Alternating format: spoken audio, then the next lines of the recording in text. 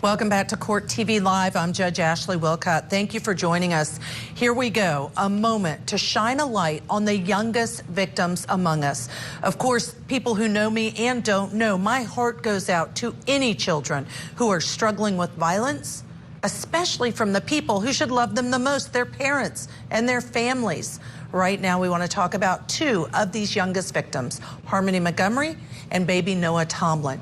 We have a special guest to join the conversation, forensic psychiatrist and body language expert, Dr. Carole Lieberman. Carole, thanks for joining us. Stand by. Thank you. Because first we want to talk about new developments in the case of missing 8-year-old Harmony Montgomery. The welfare fraud charge against her stepmother has been dropped. Harmony Montgomery was only 5 when she disappeared in late 2019.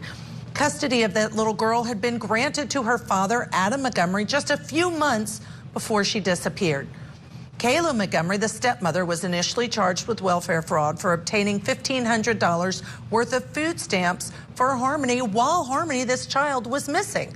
A judge dropped the charge this week because, get this, the deadline for a grand jury indictment had passed, a technicality. Kayla still has several other charges pending. We want to go from one case without accountability to a case where the perp actually was held accountable. Earlier this week, we told you about the mother of baby Noah, sentenced to 55 years in prison for his murder. Julia Tomlin, the mother, pled guilty last December to abusing, killing, and hiding the decomposing body of her 2-year-old son.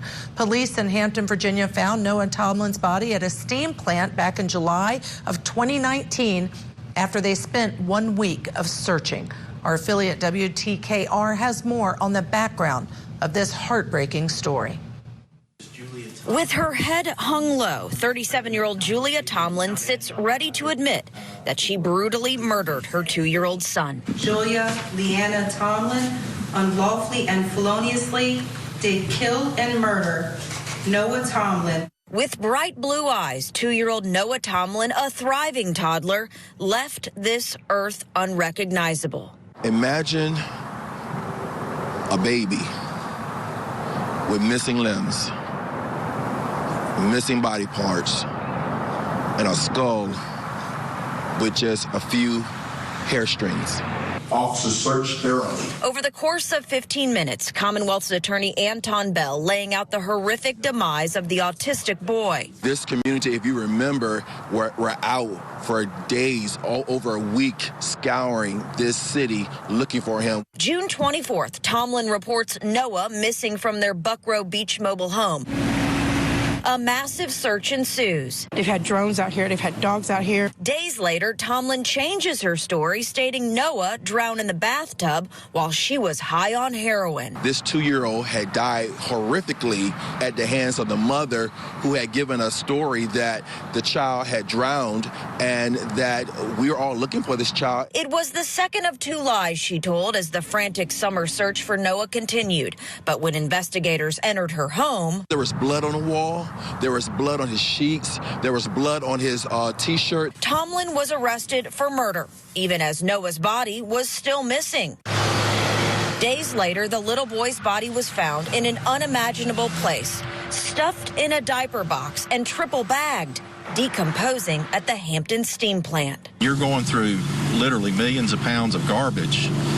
It takes tolls. Tomlin stated a friend disposed of the body. An autopsy would reveal more horrors. The injuries were likened to someone falling several stories from a building. Noah's aunt proclaiming Julia's innocence, saying Noah's death was just an accident. She passed out from the heroin after putting him to bed, and that she didn't wake up in time.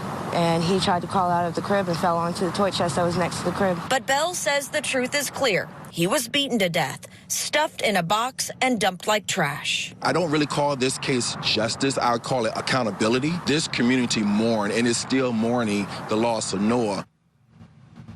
Joining me now, Carole Lieberman. I know you were on standby for me. Thank you, doctor, for that. Listen, I have done child welfare for a very, very long time. I am drawn to the gunfire of protecting children. But here's what I don't get. Why does this happen again and again and again? Why do parents continue to not just abuse their children, but then in this case, not only kill, murder the child, but cut the child up? I don't understand. Well, it's called filicide, and in this case, maternal filicide. And in a general sense, it has to do with, let's just say mothers, since we're talking about this case, has to do with mothers having self-loathing. And what they do to their child is really the rage that they have towards themselves, and they act it out on the child. And there are typically 5 kinds of motives. And really, in this case, any or all of them could apply. The first one is an altruistic motive. It's where the mother believes that the child is better off dead. Now, in her twisted mind, on heroin and so on, she could have thought that he was better off dead. Noah was better off dead because he had autism, and certainly she was in no way able to handle an autistic child. Another motive is, or scenario, is when the mother is psychotic. So, for example, the mother could be hearing command hallucinations saying to do this, to kill your baby or to beat up your baby. Another motive is fatal maltreatment. And that also is what they found. They found evidence of child abuse, chronic child abuse. So where you're not really planning to kill the child, but all of this maltreatment ultimately results in his death. And then an unwanted child, taking out anger towards that. And the interesting one is spousal revenge. Now, in this case, the father of this child, a family member had contacted the father of the child just weeks before this happened, before she killed him. But he hadn't contacted her. He said that in 2017, he suspected that he was the father, but that she had told him, no, you're not, and I don't want you to have anything to do with him. Don't ever call me again. So he didn't. But then a few weeks before, a family member saw that he was beginning to resemble the father. And the father still didn't do anything about it, and now he's saying everybody's blaming me and they shouldn't blame me because I wasn't told. But quite frankly, if you thought you might be, I think really he should have done more earlier on to find out if he was. Well, sure, I agree with you. I think that's always the case. And unfortunately, too many men are either not identified as the father by the mother or are told, oh, it's not yours, regrettably, for fathers of children. I want to bring out this additional little fact, and that is this mother, there were 9 siblings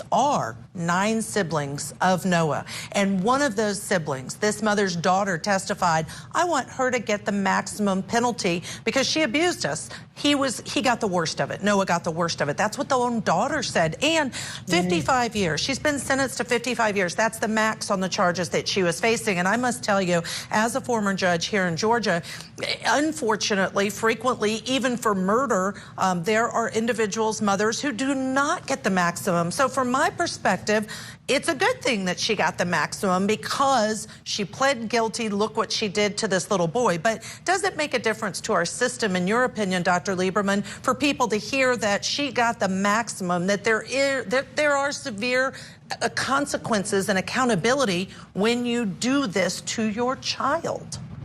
Yes, I think it does help for people to hear that you can get punished that seriously. Of course, a lot of times, like the reasons that I mentioned, they're not logical. And so mothers aren't necessarily thinking, well, let's see, I better not do this because I could get 55 years.